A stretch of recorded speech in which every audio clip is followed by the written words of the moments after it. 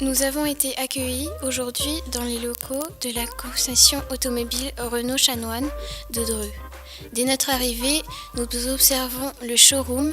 Ce vaste espace est un lieu stratégique.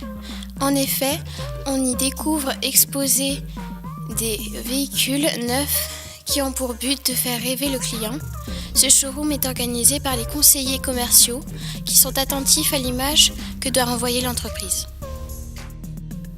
Au milieu du showroom se dresse l'accueil général. C'est à partir de ce lieu central que le visiteur va pouvoir être orienté vers le service qui l'intéresse. Nous nous rendons ensuite à l'accueil de ces différents services. Ils sont concentrés au fond du showroom, à proximité des ateliers techniques où sont réparés et préparés les véhicules. Ces services sont organisés en open space. Les salariés sont chargés de tâches différentes. Certains s'occupent plutôt de l'entretien mécanique, d'autres s'intéressent aux tâches de carrosserie, à la location de véhicules et à l'après-vente, aux pièces et accessoires. Pour leur part, les conseillers commerciaux sont chargés de la vente des véhicules, mais aussi des offres de financement.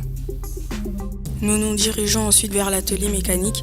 Nous découvrons désormais des locaux qui sont réservés normalement aux salariés en plein travail. Nous découvrons donc un vaste local qui nécessite de prendre quelques précautions. En effet, les salariés ne doivent pas être dérangés dans leurs tâches. Les élèves doivent par ailleurs faire attention car un atelier réserve parfois des surprises.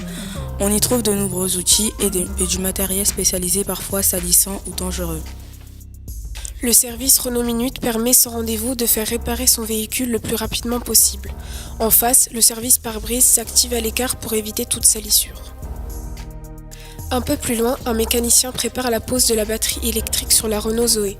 Cette tâche nécessite 2 heures de travail. La batterie est placée sous le véhicule. Elle développe une puissance de 400 volts. Toutes ces tâches nécessitent un outillage spécialisé. Un peu plus loin dans le hangar, d'autres mécaniciens s'activent autour des véhicules neufs qui seront bientôt remis à leurs propriétaires. Il faut en effet les préparer rapidement afin qu'ils n'encombrent pas les locaux lors de la prochaine livraison. Nous passons maintenant dans la partie carrosserie peinture de l'entreprise. C'est ici que sont remises en forme les parties abîmées de la carrosserie des véhicules accidentés.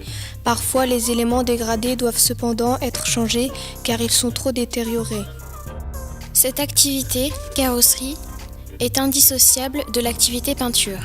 Pour réaliser cette tâche délicate, qui ne concerne souvent qu'une partie de la carrosserie, les véhicules sont protégés de bâches en plastique. La protection peut ainsi toucher toute la voiture. Ici, il s'agit juste de repeindre le pare-choc avant.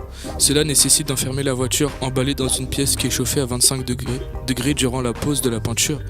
La pièce atteint ensuite les 60 degrés pour permettre le séchage dans de bonnes conditions. Après cette visite des ateliers, nous rejoignons M. Chanoine pour une discussion autour du savoir-être dans le monde de l'entreprise. Nous découvrons ainsi qu'il existe de nombreux points communs entre la vie d'un élève en classe et celle d'un salarié en entreprise.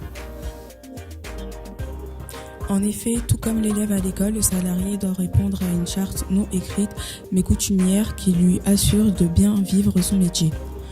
Il doit être poli, ponctuel, soigner sa tenue, être à l'écoute de ses collaborateurs et des clients et être d'humeur égale.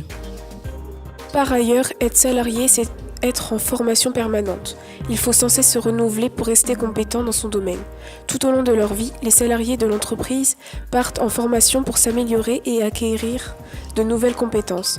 Ainsi, quand un élève quitte l'école pour aller travailler, il doit être prêt à retourner à l'école.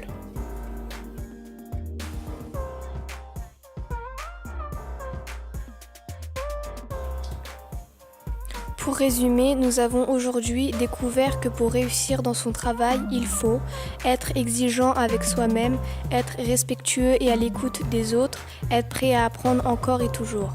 Et surtout qu'il faut venir travailler chaque jour avec passion. Une passion qui rend la tâche agréable et qui permet de mieux accepter les nombreuses contraintes du monde du travail.